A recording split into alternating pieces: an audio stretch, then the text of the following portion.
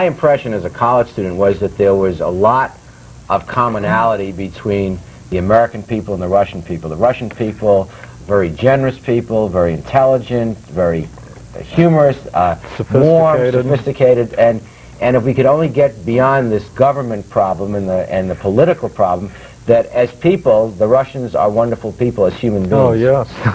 Absolutely. Absolutely. I think that the more contact that Americans have with the Soviet Union as a government, the more we appreciate America. Yes. And that's a problem for the Soviets. And as openness continues to develop and expand in the Soviet Union, there might be greater pressure there for them to adopt some of our political freedoms and openness of expression. Yeah, and I think by the same token, there are elements within the Soviet system. For instance, I believe they have a decreased crime rate, than we do that Americans will expect over here.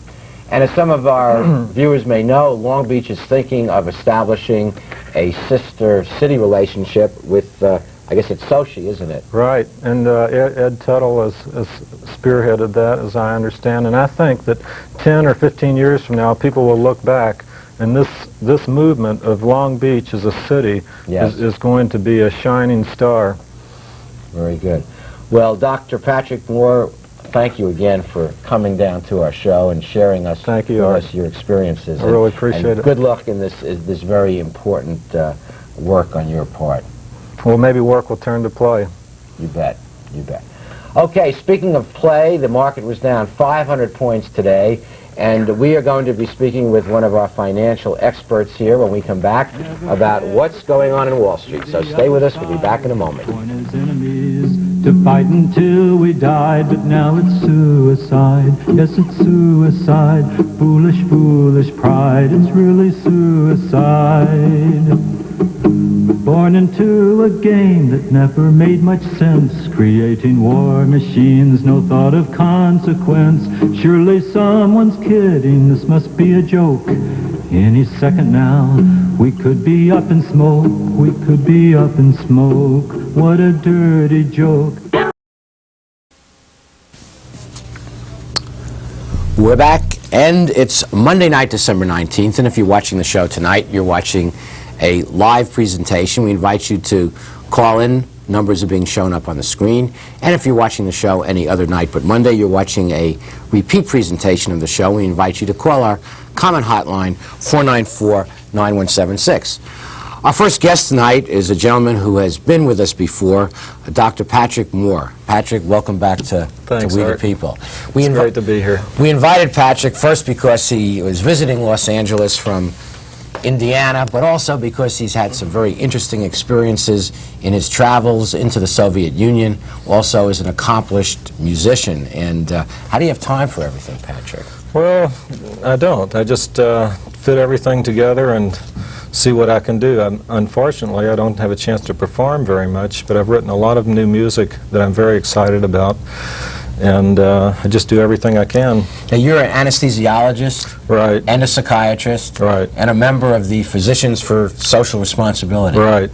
And what is the Physicians Group for Social Responsibility? The Physicians for Social Responsibility is actually it's a big national organization, and it's part of an even bigger international. Physicians for Social Responsibility is a international organization, and the concept or the idea behind the organization is to encourage all the nations of the world to get along.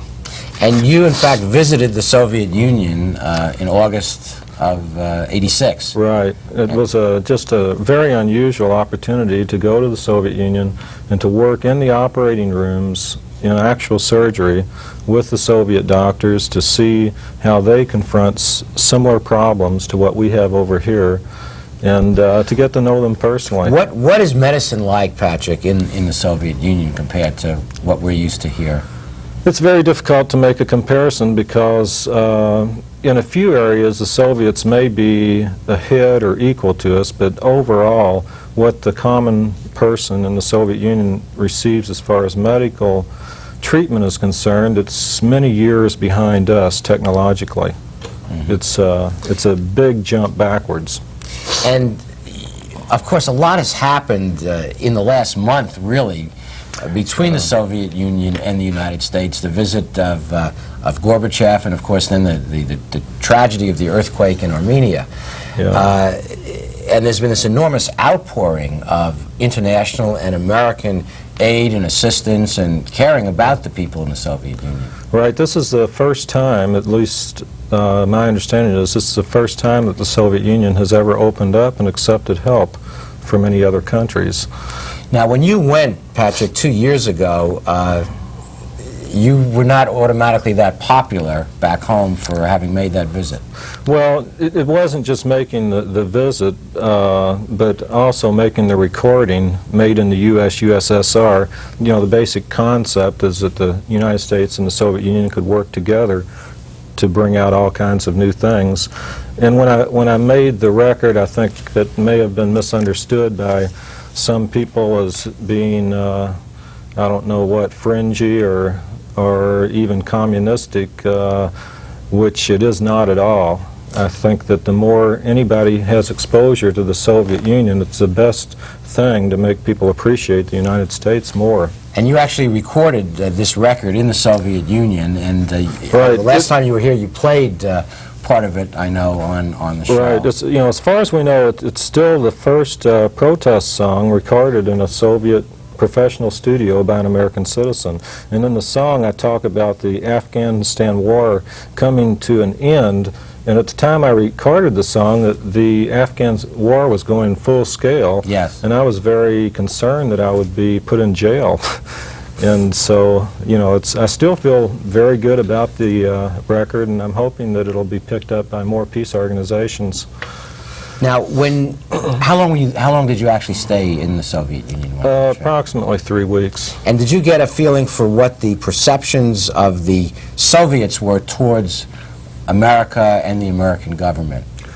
Yes. You know, the people I talked to, which was quite a few different people, were pretty much very much pro-Western, pro-United States. There's no question about it. Did they speak English, or did you speak Russian? No, I don't speak Russian, but a number of the people did speak English, and we also had translators when we were talking with some of the doctors that didn't speak English.